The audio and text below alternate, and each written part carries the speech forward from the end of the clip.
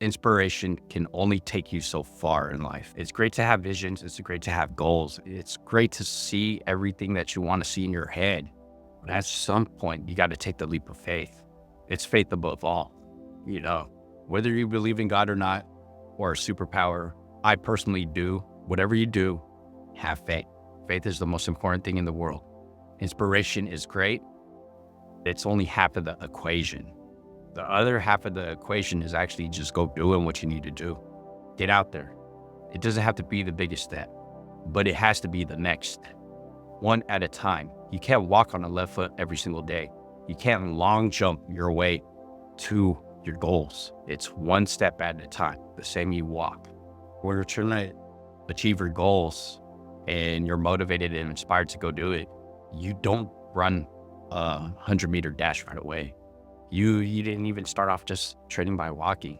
You started by crawling. As a baby, babies crawl. Then they learn to stand. Then they take their first steps. And after their first steps, after falling so many times, they learn to start walking normally. Then they start learning to run.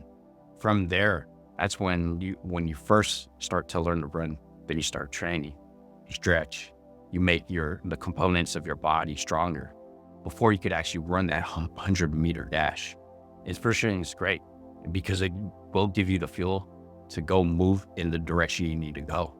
For me, it's about living a life that's sustainable, that gives me peace of mind, that allows me to invest and make money, right? Because that is important. But at the same time, it allows me to focus on the things that are important to me, which is my family, my health. This video is really a journal to myself in the future to see where I'm at this stage in life.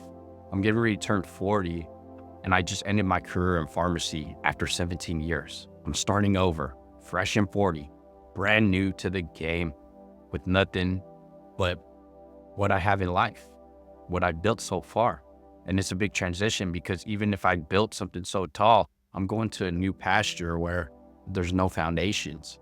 Well, there is foundations for me because I have been investing for the past couple of years.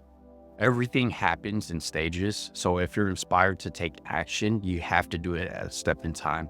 I've been investing for 7 years while I was working a W-2 job, investing in real estate and businesses, just trying to find ways to make more money. Now, what's great about that is it does give you sustainability. But right now I'm feeling the challenge where I just ended my career abruptly. And then I had a plan where I had to have my income for my investments to match the W-2 income I was making at the hospital. But the fact that I work at a world-renowned hospital here in the San Francisco Bay Area, that's a lot of income. And so me letting go of that income and then being at a certain stage, it's like, oh, I got to run now to catch up. But with that, it's about, for me, my personal stage is just to have faith above all. And I have that tatted all across here as a collar rocker. I've gotten that tattoo when I was younger, and it's a great reminder to me for every time I look in the mirror that never give up. What I decide, and we're going to keep moving towards it. Certain things might not happen, and I'm fine with that. I'm good at adjusting where I need to. I'm good at pivoting.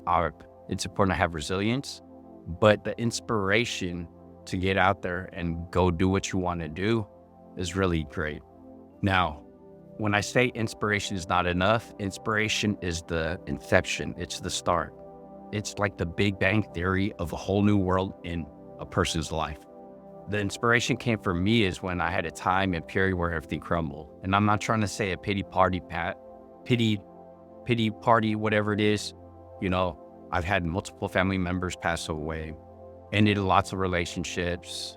I was unhealthy, overweight, coughing up blood. I've been fired. I've been laid off before in multiple businesses several times. It doesn't happen a lot, but it's happened several times. And then I've experienced like my brother's passing away, and that took a toll on me. And it happened on Father's Day in 2019. And so making the decision to say, okay, I'm going to build the life I want is a long time running. And now being forced to be inspired. Sometimes inspiration doesn't really come from, oh, you just have an idea and go for it. Sometimes people get inspired because of the challenges in life, because of the suffering, because of the pain. For me, that's my fuel. I actually have a Post-it note in my bathroom of all the bad stuff that people have told me throughout the years.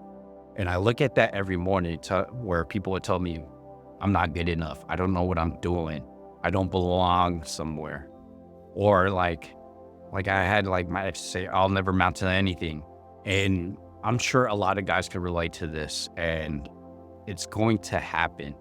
And I absorbed that, not just to personalize it, because it does take a personal toll, but I found ways to turn it into fuel.